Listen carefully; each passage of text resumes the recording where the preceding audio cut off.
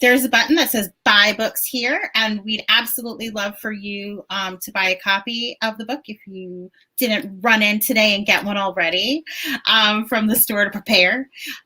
So think about that. It's a really important time for independent bookstores. We really need all the support we can get, especially with the holidays coming. And so I just encourage everyone to support your local indies, and we're here to do awesome, wonderful events like this and connect the community to books, and we appreciate and love all of your support. And with that, I will disappear and over to Brian. Thank you so much, Rachel.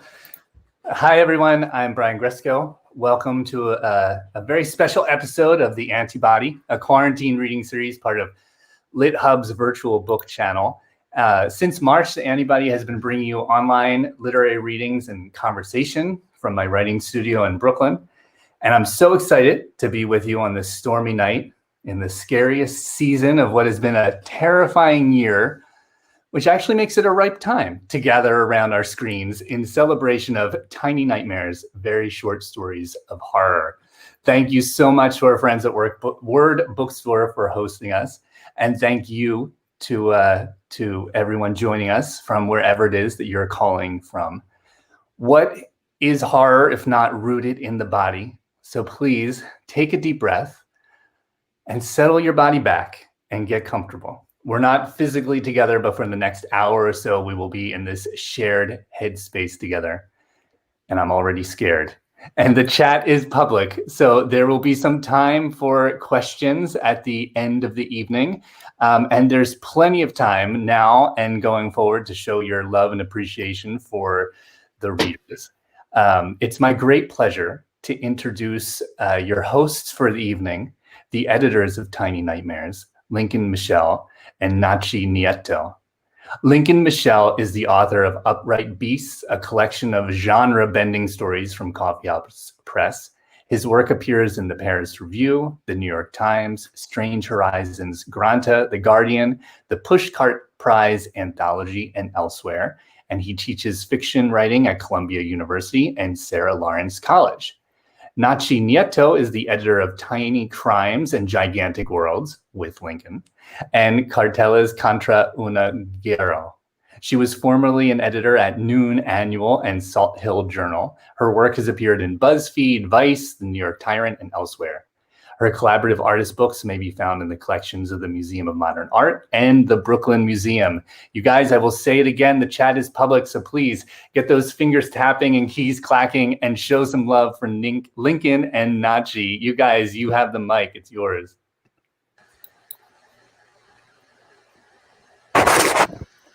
Thank you, thank you. We want to say thank you to everybody for joining us on Crowd Casket tonight. We know there are countless places you could be. Count Dracula. We want also to thank Word Bookstore, Brain Grandma, and the Antibody Bleeding series for hosting us. I wish we weren't online and I could see all of your beautiful faces, in person. All right, I'll drop the Dracula voice and say that next up is Nosferatu Nieto, who will introduce our first reader for tonight's blood-curdling event. Oh my God, I don't know how to follow up on this. Thank you for coming out to celebrate this. It's our third ghoulish collaboration. For which we traveled by broom and by batwing, scouring swamps and carnivals and dungeons to collect 40 short tales of horror. And I must admit, Lincoln is making me say this, it would be a grave mistake for you to not buy Tiny Nightmares from an independent bookstore like Word. So tonight we're lucky to have Meg Ellison, Troy L. Wiggins, Rachel Heng, and Stephen Graham Jones joining us in this particular circle of hell. And we have a lot of contributors in the audience as well. Hello, hello, hello. What is that? Talking too much? Okay, so let me just get on with this and introduce our first reader, who, because he needs no corporeal form, and resides in all times and places, just decided to record his story for us. So, Stephen Graham Jones is the author of 16 and a half novels, 6 story collections, a couple of novellas, and a couple of one-shot comic books. Most recent works are Mapping the Interior and My Hero. Next, or out right now, actually, The Only Good Indians and Night of the Mannequins. He lives and teaches in Boulder, Colorado. Cue video.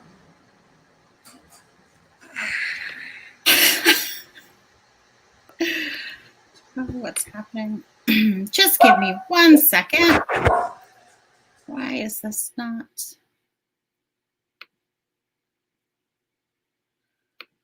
I'm sorry. For some reason, this isn't behaving. Give me a second. Operators are standing by. All right, we're having technical difficulties. Of course. Share button works perfectly fine before, and suddenly it's not. What if we just went to the next reader? That would be so amazing. Meg, are you ready? I'm sorry. Yeah. So Lincoln, why don't you introduce Meg? Sorry about that, ghouls. Yeah.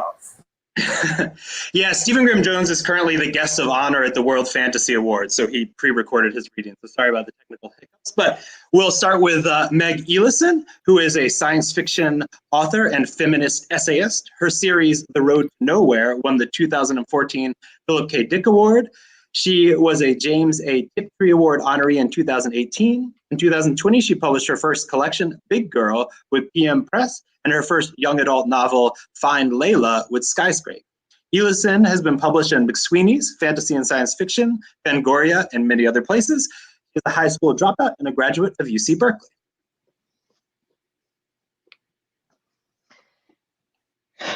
Hi, everybody. It's a joy to be here with you tonight.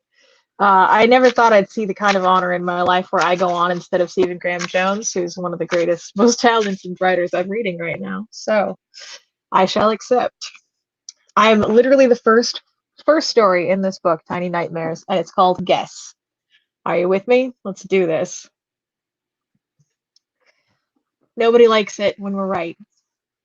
Not the guess your age guy, not the guess your weight guy, and certainly not me. The age guy, well, he's never right, because people are more likely to play along if he guesses they're 10 years younger than they are. He loses bullshit 8-cent prizes made in China, and he keeps making $1 for every idiot in his line. The weight guy is right more often. He gets away with it because skinny people are proud of themselves and fat people are a source of entertainment no matter what he says. He's right, he's wrong, they're still fat. Then they come around to me, and I'm never wrong. Sometimes I think I can do some good. Whenever I say lung cancer, the person I'm talking to says they'll quit. If I say liver failure, it goes the same way. The one guy I told it would be a plane crash said he'd never fly again, but I don't know if he stuck by it. I also don't know if maybe a plane crashed into his house while he was asleep. But what about the ones I tell it'll be a car accident? What the hell are they supposed to do?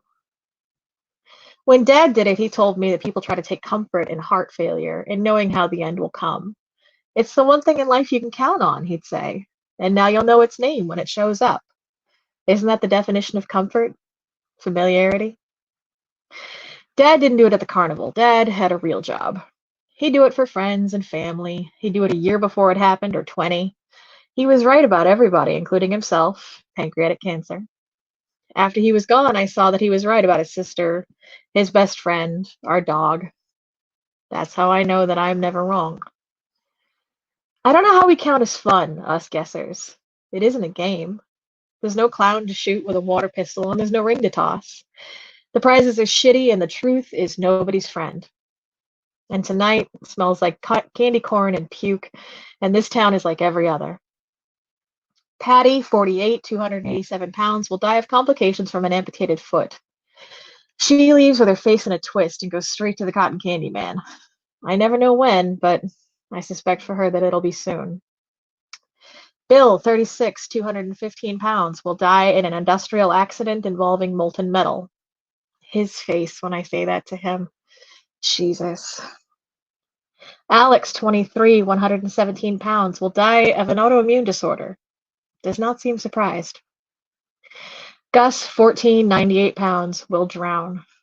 God, I hate it when kids walk in here. On and on, every night, their dazed faces all blurring into one. Except the carnival is heading south as the summer ends. We're chasing the heat and barreling toward our stopping point in Galveston. I'm working a cruise ship when we get there. The age guy changed his accent to sound Southern just as soon as we hit the Mason-Dixon line. The wait guy is gearing up for Southern women who don't ever want to play at all, and most certainly don't want to hear the truth when they're made to. And I can't do accents, and I can't lie. So the last few weeks on the road have been real weird for me. Ever since Tulsa, I'm stuck. Shirley, 56, 186 pounds, will die of thirst. Caden, 21, 125 pounds, will die of thirst. Evan, 28, 146 pounds, will die of thirst. My line dries up right away. They think I'm being an asshole. I can feel sweat collecting in the small of my back and rolling down. The night is way too warm. My mouth feels sticky like cotton candy. Oklahoma City, and it's midnight, and it's still over 90 degrees. Lorna, 39, 159 pounds, thirst. Jake, 47, 180 pounds, thirst. Bobby, 5, 41 pounds, thirst. This crowd is drunker and thinks I'm joking. They drink more. They suggest I drink more. I'm beginning to think we should drink all there is while we still can. Galveston is where I figure it out. I haven't kept up with the news while we've been on the road, and when I get it, it's almost too hysterical to figure. All the papers are saying the same thing. The bill is coming due. We've been putting off doing something about this for years, and now it's too late. I look up at the seagulls in the marina, and I know what they'll all die of. Thirst. I never make it to the cruise ship. Some asshole sees me doing an act at our last stop, and he finds me. Tells me he's too smart to die of thirst, and he's right. He says he knows what I am. Says I need to come with him, and he says a number that makes up my mind for me. I've been on the ship now for 6 months, and I don't think I'll ever get off it. They have some of the best dew collecting and condensing machines in the world. The ship is comfortable, the food is fresh. There are hydroponics on board, and they know what they're doing. But I never see them. The man who brought me here keeps me locked up in my room and visits me once a day. He won't let anyone else in here. He says I'm his surety against the inevitable end. Knowing might be a comfort, but it isn't a surety. And there still might be time to change this. But I know what I know. And everyone on this ship will die of a gunshot wound. Soon. The man who brought me here is named Chris. He's about 45, and I'd say $130 soaking wet. And he's going to die after drinking a poison that is neither as painless nor as quick as he was told it would be. I am never wrong. Thank you.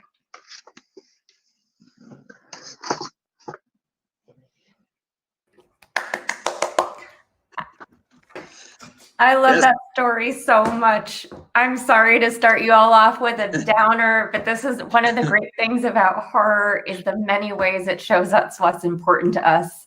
And if we have it queued up, I know we already introduced it. Thank you so much, Meg, for sharing that with us.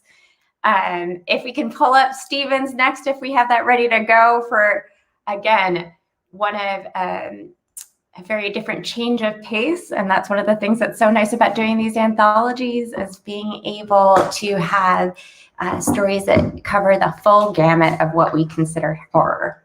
So Stephen Graham Jones, I think we've got him up next.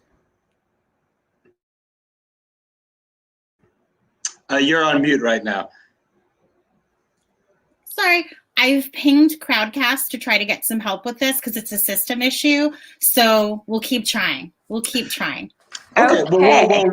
We'll move on. So up next will be Rachel Heng, who is the author of the novel Suicide Club, which won the Gladstone Library Writer-in-Residence Award in 2020 and will be translated into 10 languages worldwide. Heng's short fiction has received a Pushcart Prize Special Mention and Prairie Schooner's Jane Guskey Award, and has appeared in Glimmer Train, Guernica, McSweeney's Quarterly, Opinion Review, and elsewhere. Rachel. Hi. Oh my God.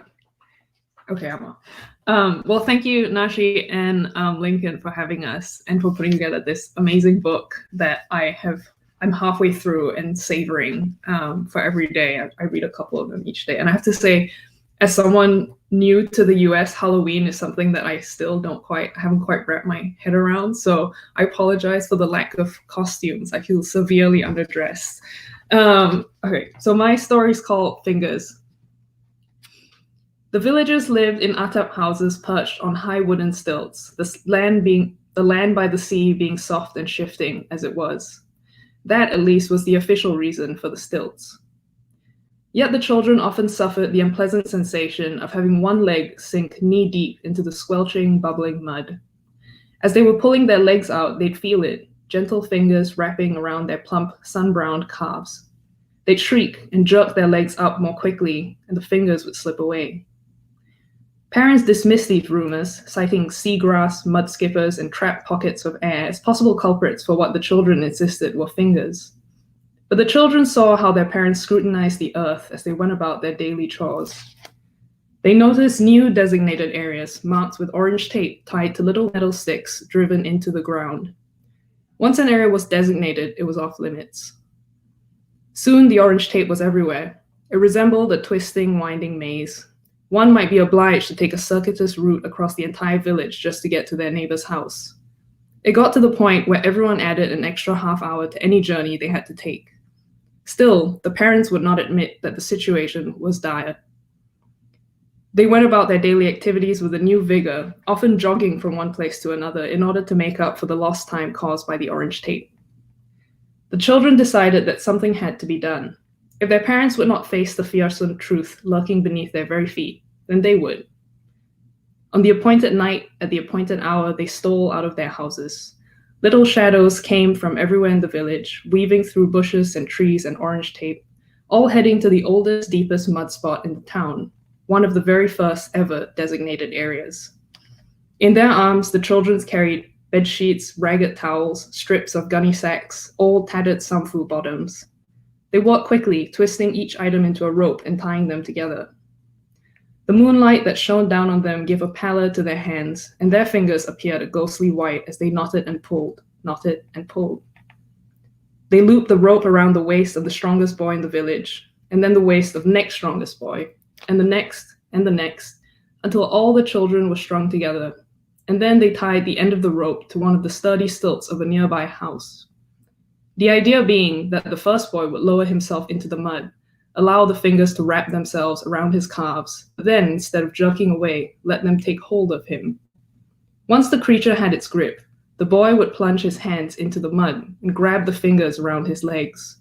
With their collective strength, they would pull the creature out of hiding. Several of the children from the fishing families had snuck nets from their father's boats and would have these at the ready for when the monster emerged. It would then be up to the children of the butchers and the fishmongers. In their hands glinted their parents' sharpest knives, stolen from busy kitchens and market stalls earlier that day. The children checked the ropes, the nets, the knives. Everything was ready. They watched as the strongest boy stepped one foot over the orange tape, then the other. Nothing happened at first, and they thought perhaps the patch had dried over, become regular solid ground.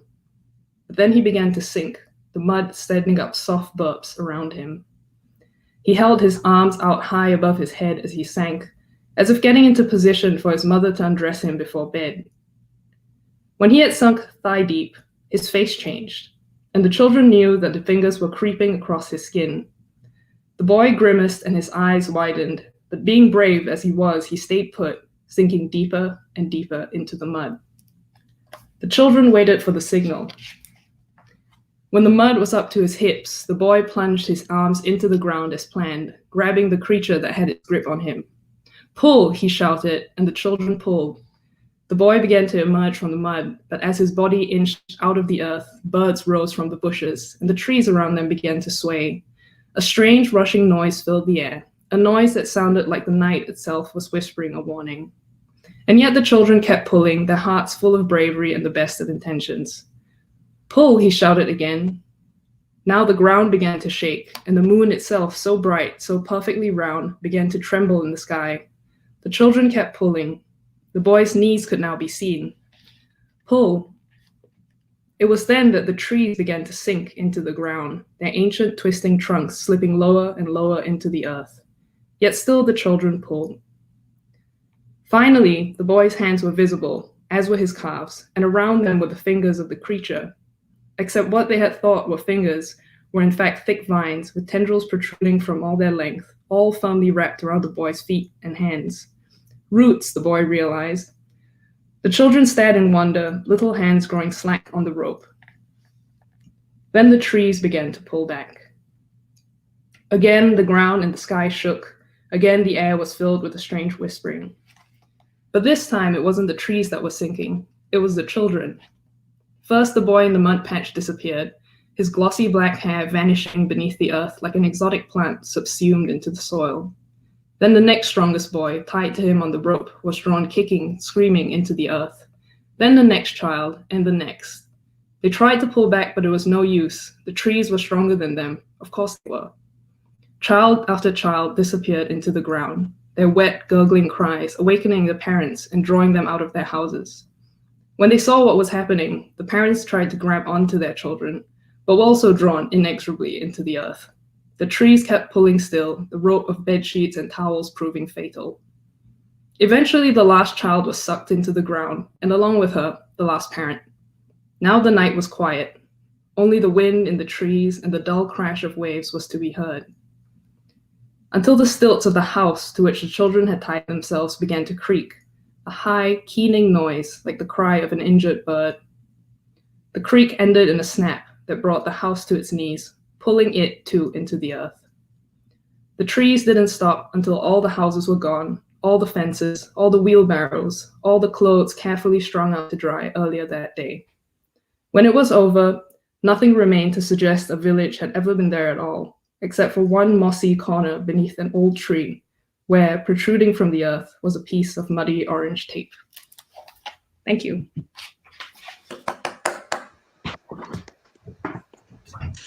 Thank you so much. And I think that my thing is telling me that I can share my screen. So let me see if I can bring up Stephen Graham Jones here. Awesome. I had just texted Brian trying to, oh yeah, it works for you. Okay, fabulous. Thank you again, Rachel. I love that story. Yes, thank you so much. All right, let's see if this works here.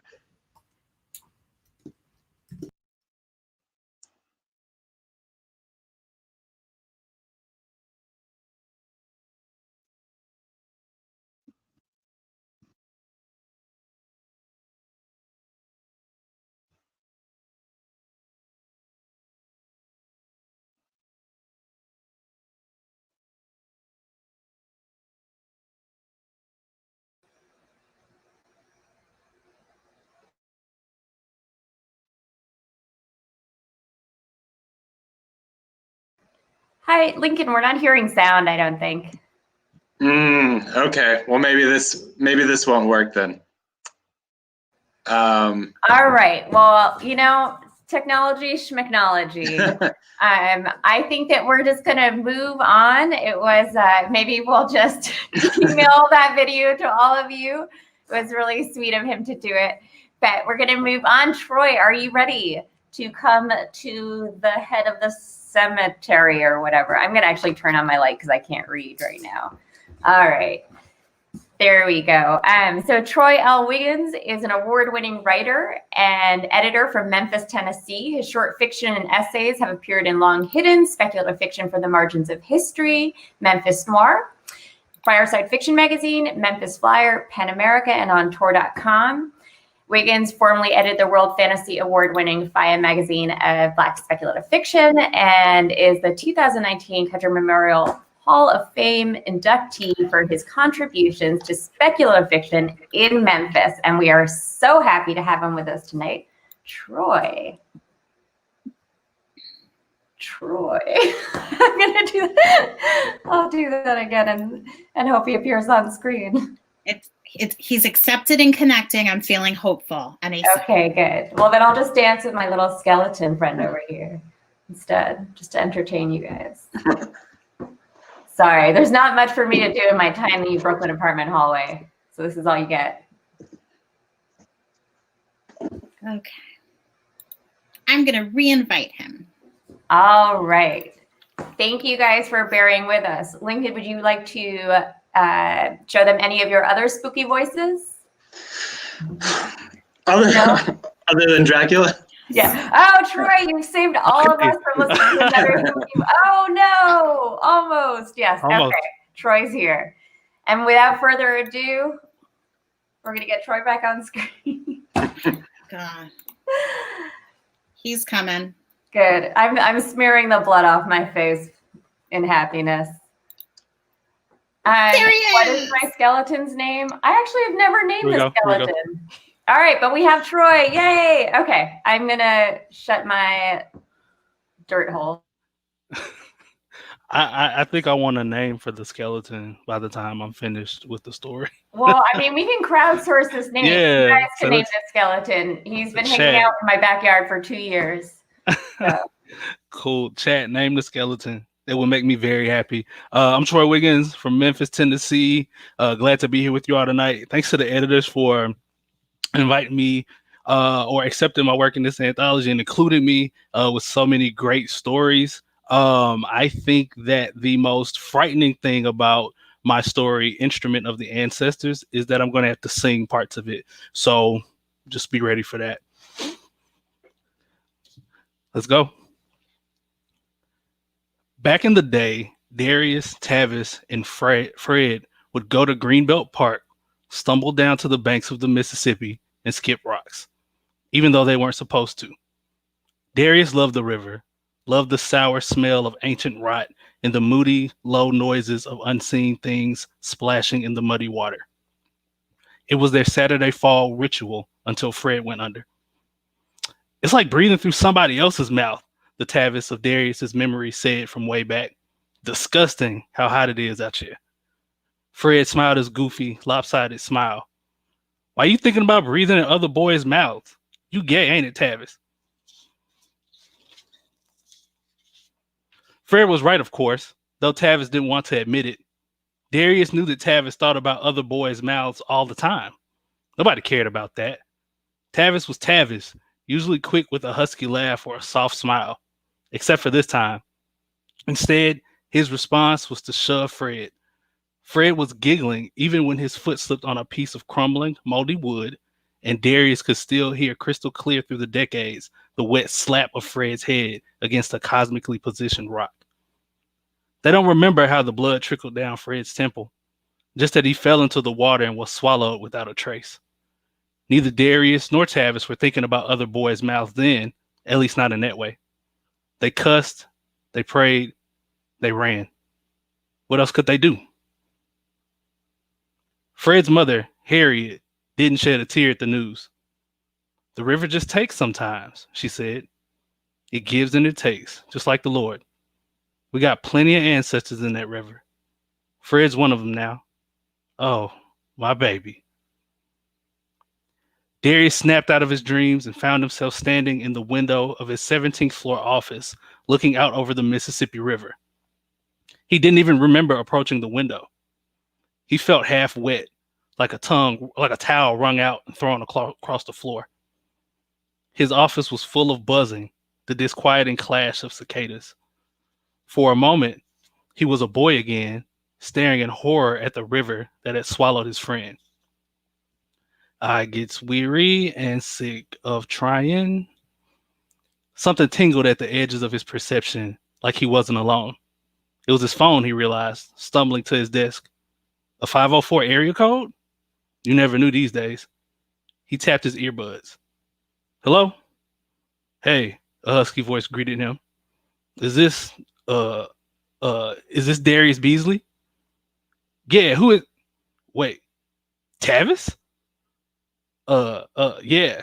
I got your number from your mom. How you been? Don't call me after 15 years with no how you been. What you want? Tavis's chuckle incensed Darius even more. You never did have time for bullshit, but bear with me.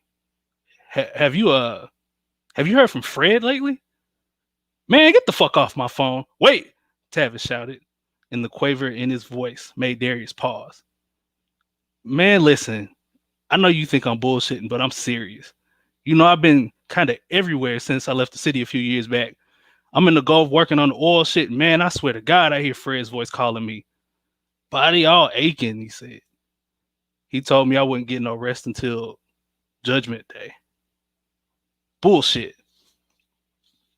It wasn't just one day either, man. It was like a month straight. You know his birthday just passed. When the last time you talked to his mama? They put her in that home some years back. But whatever, man. I'm not about to play with you. You ghost for 15 years and this is what you come back with? Look, I'm serious, D. I'm on a Greyhound heading home. I'll be there in the morning. Will you meet me tomorrow evening? By the river where we used to go? Please? This shit is bugging me, man. Whatever, Darius snapped and ended the call. Tavis's haunted voice followed Darius home. He was so distracted that he didn't notice the rusty nail on his doorstep until it pierced straight through the sole of his Oxfords and into his right foot. God damn it, he swore, hopping into his house. He threw down his bag and flopped onto his couch, then gently removed his shoe. It only barely penetrated the skin. One small bead of blood welled up in the center of his foot. It was rusty, sure, but he didn't want to go to the emergency room tonight. He hid it with some alcohol, wrapped it in gauze. Then he made a little dinner, brushed his teeth, and went to bed. The voice came to him in the night. Show me that stream called the River Jordan. That's the old stream that I long to cross. Darius normally slept late on Saturdays, but when he woke at 3:45 in the afternoon, he saw that Tavis had called him 6 times. He sent a couple halting texts as well. I'm here at Laplighter Inn, going to see Ma, then headed to the river. Meet me there. Darius turned the request over in his head. Tavis wasn't deserving of forgiveness, but he didn't deserve to be alone. His thoughts were interrupted by someone singing an old song in a boy's voice, an echo of days long gone. I get weary and sick of trying. I'm tired of living and scared of dying. Darius shot out of bed. Fred? He frantically searched the room. His phone buzzed. It was Tavis. Headed to river. Meet me there. River ain't changed since we was kids, Tavis said, trying to break the silence. It was fall, but the bugs and fish were still out. Darius picked up a rock, skimmed it across the thick water. It skipped 6, 7 times before sinking beneath the surface. The fuck you doing here, Tavis? And why you calling me? What you want? Tavis shrugged. He looked rough in his oil-spattered coveralls and work boots. His fingernails were black, face gaunt, stubble sickly gray. Darius felt embarrassed in his leather boots and cable knit sweater. You should have stayed, Darius managed. You should have stayed and dealt with it. Like you had to? Tavis snarled. I'm not you. You damn sure ain't me. I couldn't just deal with it. I couldn't stay here. Why the fuck not? Darius advanced on Tavis, shoved him.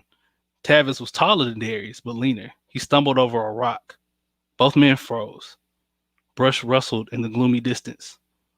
Long, low river, a voice echoed off the trees in the low twilight. It just keeps rolling along. Both men recognized the voice. Fred, they called? No, the voice said. A shrouded figure appeared in the trees. Fred's gone. Tavis had produced a knife from his coveralls. Darius motioned for him to put it away. Stop playing games and show yourself. The shrouded figure hobbled into view. It wore a long blue raincoat and pulled the hood away to reveal an old woman's face. The 2 men recognized her instantly. Miss Harriet? Tavis said. Hush your wicked mouth, she said, jabbing a finger at Tavis, who snapped his jaw shut so fast his teeth clicked. Tavis moaned in pain. What are you doing out here, Miss Harriet? Darius asked in a whisper. And how can you speak in Fred's voice?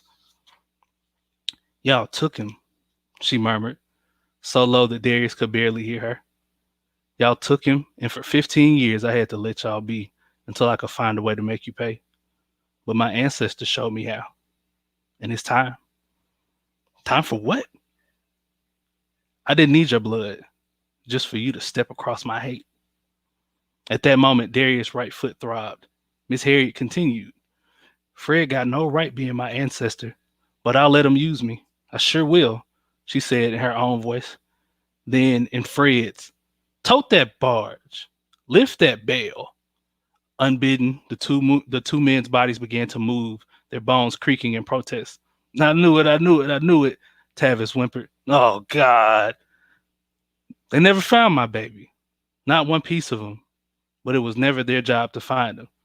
Miss Harriet, Darius said, tears rimming his eyes. Please, not their job, the old woman shouted, baring her last 2 teeth at them. It's yours. Tote that barge. Lift that bale. No, Darius gasped as his body shuffled toward the water. It seeped over his ankles, his knees, and it was all he could do to turn to Tavis, who was straining to look at him as well. Tavis' expression was blank, far away. They were chest deep when he said, I'm tired of living, D, but I'm not scared of dying. As his head went beneath the surface of the muddy water, Darius heard Miss Harriet sing in Fred's voice one final time. Pull that rope until you dead. Thank y'all.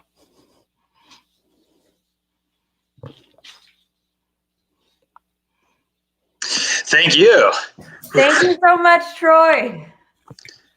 Very good, chilling final ending there. Thank you. And we are going to give the video one more shot. All right. I'm up. It's all in Brian's hands. I'm thinking I'm If gonna. you want to try, Right. I'm gonna give a shot. Am I hitting this? Nope. I'm looking for the share button. Ah, I got it.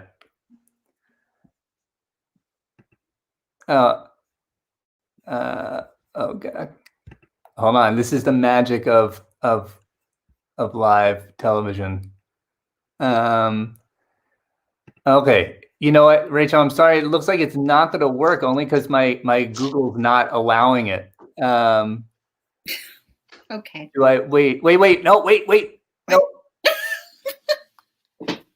Okay, I've got something. Can you see that? we can see it. Awesome. All right, now we got to see. Can we hear it? Let's find out. Hello, I am Stephen Graham Jones, and this is Yes. Finger and Tongue. Had there been a trail cam, then all of this would have been recorded in blurry still shots. What happened had been centuries in coming. Rodolfo, the second vampire of his line and the oldest left anywhere on Earth, had been lured into a daytime ambush deep in the Guatemalan jungle. He, of course, knew it could only be an ambush, and he also knew who the invitation had to have come from. Greta, the German werewolf he had a relationship with, each of them feeling the other kinds out to see if this could even be a workable thing. The wrongness made it more fun than it should have been. It had started out as information gathering, but then they ended up truly smitten with each other until they weren't.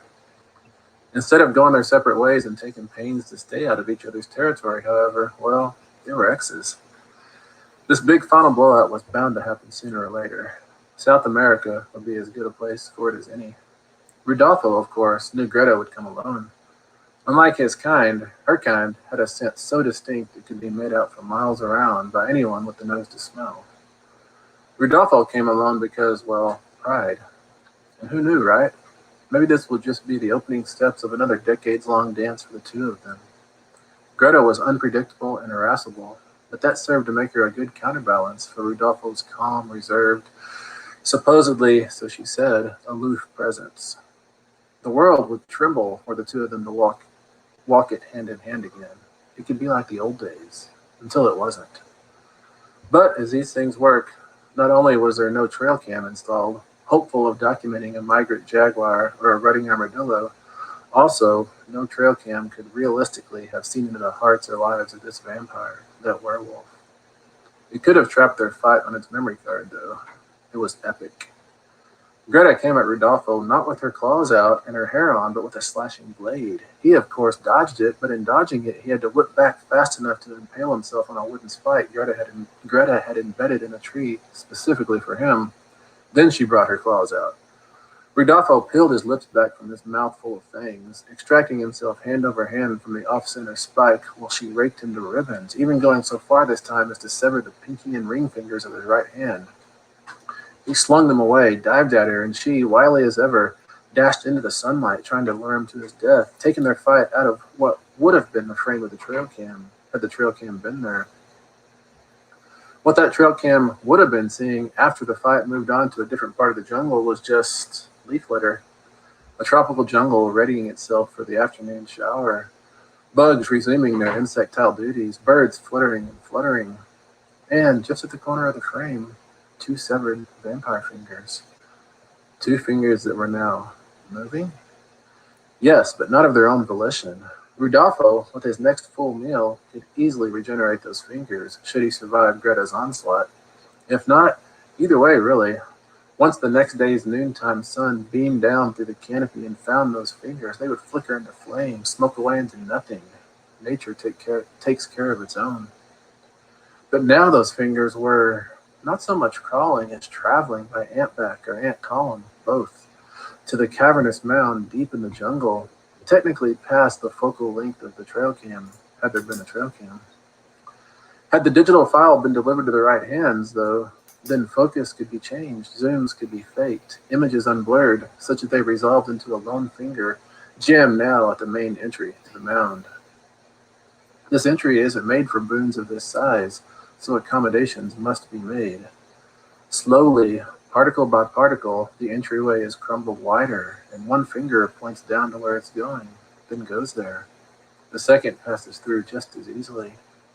At which point some time lapse would need to occur. Trail cams are designed not to constantly record, but to motion activate. What this means is that the trail cam would have zero access to the unholy miracle taking place underground inside that ant mound. Before imbibing Rudolfo's volatile blood, these ants had already been blanketing acres of land on what felt like a whim, leaving only waste and emptiness in their wake. Now, 2 days later, when the first of the infected ants are surging up from their mound, they've metastasized to a darker color, night now being their favored province, and they're more desperate for sustenance than before, no longer following chemical trails here and there, but swarming forward in a ravenous, world-eating mass. The trail cam could have snapped poorly focused shot after shot of this, but if it had been there to do that, then it could have been lucky enough to catch snatches of Rudolfo and Greta's epic private battle from 2 days before. At one point in it, far from the frame of the trail cam, had it been there, Rudolfo slings Greta through the trunk of a tree and into the open mouth of a den or burrow of sorts, disturbing the lone occupant of that den or burrow. Greta comes to with first Rudolfo squatting across from her, cleaning his nails, and second, something nuzzling her backside. She whips her foreleg around and extracts the bothersome creature, bites into its back to color herself with its blood so as to show Rudolfo what he has coming. But before she can spill that blood, he's on her again, savaging her vulnerable belly. She tosses the animal aside, loses herself to bloodlust once again. 3 desperate, unrecorded hours later, spent, Greta latches her jaws onto the back of Rudolfo's head and breathes her last. Her great weight and last bite, enough to keep Rudolfo there until the sun finds them both, burns them together. Such is love. Hours after that, though, the motion that would have activated the trail cam is that animal Greta had only bitten, not killed. It comes to screaming, thrashing, writhing. It's infected with her blood, with her ferocity, with her hunger. It cowboy walked away, following its long nose. It doesn't blink, just flicks its long tongue ahead of it, and so this anteater with a werewolf heart waded into the rolling mass of vampiric ants. Rudolfo and Greta's love for each other raging on past their own deaths. And it doesn't matter in the end whether there was a trail cam to document any of this or not. In 3 months, there aren't any people left to watch it anyway. Just an eternal battle covering the face of the globe. Neither side winning, but neither side quite losing either. And so life struggles on in its tooth and claw way, its pincer and tongue way, finding its own terrible balance. Thank you.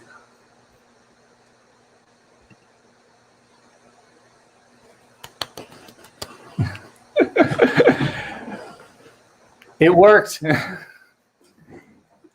Thank you all for sticking around through some technical difficulties. I think we have a few minutes left if there's any questions for any of our wonderful readers tonight. If you haven't already picked up a copy, obviously we strongly urge you to pick up a copy to see not only what scares me and Lincoln and keeps us up at night, from the environment to our rent-stabilized apartments to a lot of environmental stuff, apparently. And also what scares the shit out of all of the 40 brilliant writers, 40 plus brilliant writers in this anthology. Oh yeah, Brian, were you going to say something? Go ahead. I was just going to say, if anyone has a question for us or for any of the readers tonight, just drop it in the chat right now and we'll answer it. And if not, I can ask a question of our panelists. I've got a question for you guys, actually. But first, thank you to Meg. Thank you, Rachel. Thank you, Troy. Those readings were awesome. If you don't have a question, show some love for the readers again in the chat. It's great to see the very active chat. We don't have, we can't hear your applause at home, but we can see your words, and we appreciate them. And Nachi and Lincoln, I have a question for you guys, because Nachi, you had said that the collection kind of runs the full gamut of what you consider horror. So I wanted to know, what are you guys, when you're getting submissions for this, when you're looking for pieces to include, what were you looking for? Like, what was, because some of these stories, just even from what we heard tonight, there's such a variation. They're so different. Yeah, well, do you want to start, Nachi? You can start. I mean, I think one thing we were looking for is difference. I think we wanted to run the kind of full gamut of what is considered horror while also pushing against that and trying to come up with some things that maybe wouldn't normally be included, but that we consider very scary, to kind of stretch and pull and subvert the genre limitation. So one thing we were looking for was definitely just hitting the different tropes and coming up with different ideas and variety and diversity, in multiple senses. I think for me, what's really fun about doing these books with Lincoln, and this is our third book together, is that it's a conversation every time about what that genre means and what it means to the two of us. And there's a lot of overlap between what we believe in terms of like what fits within horror and various genres. There's also differences. I'm, for instance, a woman, so I'm a lot more scared of men than Lincoln is. So I tend to bring in stories that are about marriage and stuff because that scares the shit out of me, and because I've done it and it's scary.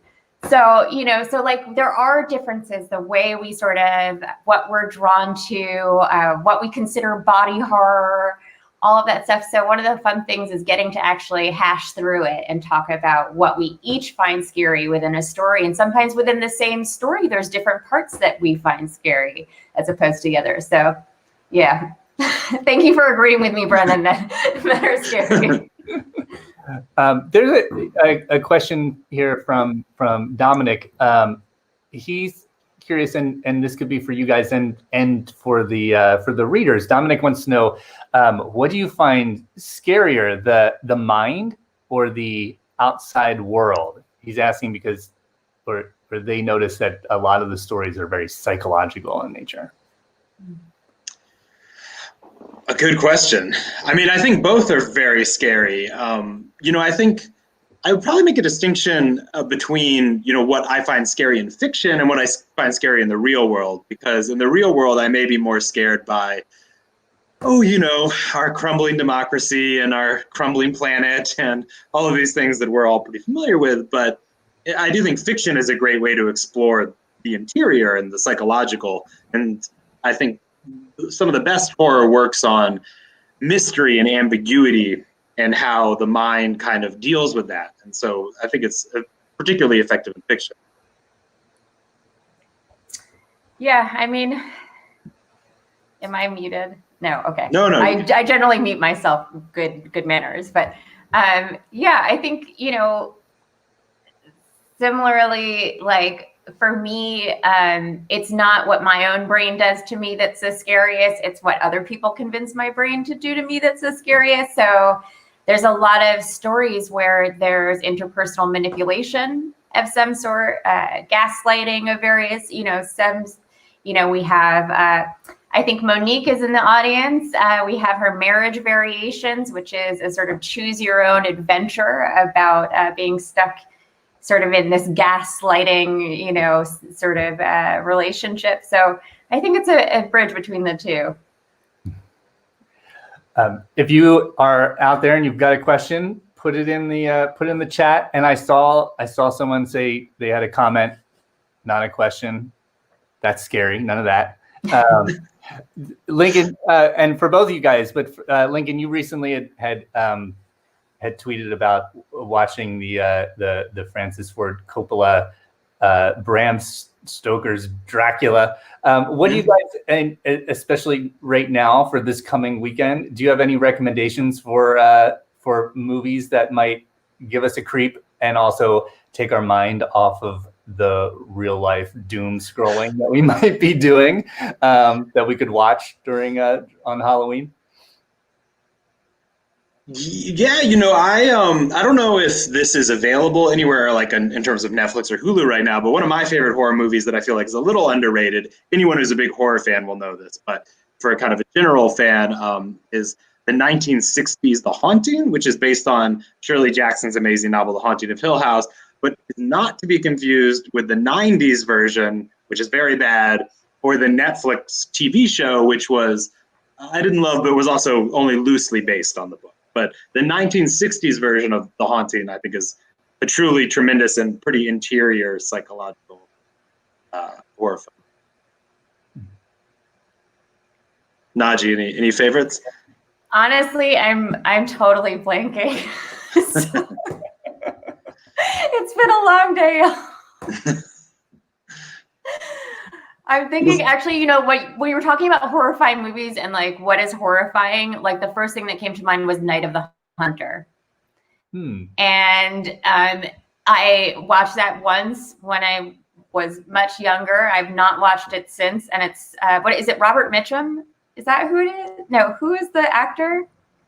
It's a vintage movie, and it's basically an evil preacher that follows these kids around. Yeah, Robert Mitchum is correct. But he whistles, and his whistle is so iconic and creepy that I can still hear it all the time. But anyways, it's a creepy one. Night of the Hunter. And Meg Ellison is saying from before our time. Yeah, I love that movie too. You mentioned that I had tweeted about Dracula and the Bram Stoker, and I was tweeting that it uses, I love the kind of visual effects of that movie. It uses a lot of German expressionist kind of techniques, which The Night of the Hunter does even more. Really gorgeous film. And Meg Ellison in the chat is saying The Wicker Man, the 70s version, another movie with multiple versions. But yeah, we would second and third that. Not the Nick Cage version. Scary. That's fun too. Scary. I mean, Nick Cage is scary because of the sideburns thing, but, or lack of them, whatever that thing is. But I don't know. Did we actually come up with a name for this? I know we have to sign off, but before we do, feel free to name this little guy. I can't tell if he's Skelly or something else. But I want to thank you guys all again for coming out. I hope you turn off all the lights in your apartment and stick around with these stories in your head for a little while. And what else? Well, and hopefully things will be less frightening in the real world next week after Halloween. But hope everyone has an appropriately chilly Halloween. Yes, I would like to not die of thirst, actually. It would be fantastic if the protagonist of Meg's story was incorrect and we are not going to all die of thirst. So let's all get out and vote if we can, and we haven't. And one of our contributors, Hillary Lecter, suggested Skelly Rooney is the skeleton name. Pretty good. Skelly Rooney works. Oh, Mary Skelly. Rion's got Mary Skelly. I think I might have to go with Mary Skelly. I love it. I love it. All well, right. Thank you guys. Thank you to a great audience. Thank you to the readers. Thank you to the editors. Yeah, you guys go out and vote, and eat lots of candy, stay healthy, stay optimistic, and keep reading books. Thank you, everybody. Thank you so much for coming. Thanks to Word Thank Books. you all. Bye. Thank you.